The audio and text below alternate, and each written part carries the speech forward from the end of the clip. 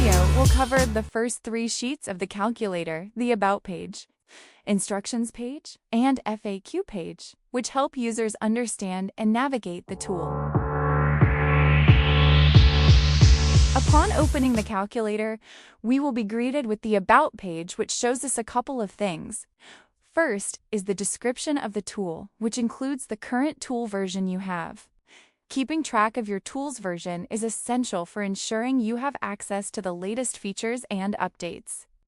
After that is a brief on the purpose of the tool. Different sheets have different purposes, and this will be further discussed in the individual sheets discussion.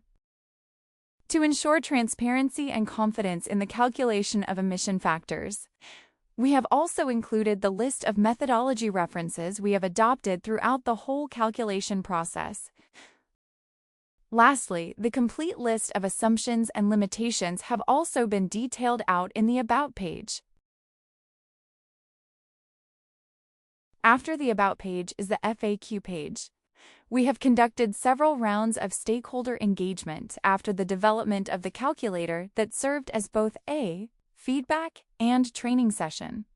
We have collected the questions that has been mostly asked during the sessions and have compiled it at this page. The question ranges from topics about the purpose of the tool, who qualifies to use the tool, what is the scope, and questions regarding the inputs required. The next sheet after the FAQ page is the Instructions page. Based on the instruction page, we can see that we have 4 different calculators within this tool, serving different functions. We can also see the legend and status bar, which indicates the type of input from mandatory, optional, no input and results, and the status bar, which shows whether a particular row has been completely filled or not. The highlight on this page are the links under the Go-To sheet and user guidance. The link under the Go-To sheet directs you to the different calculator sheet, while the user guidance links leads to the specific calculator user guidance location. Looking at the user guides, we can see that there are a couple of items here that will assist the user in filling out the calculators. First is the different input names and its description.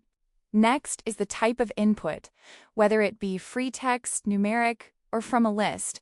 And last is the data source. Given the bulk of information required to complete all the necessary cells, we have also provided the sources of data that the user may refer to completely fill out the calculator.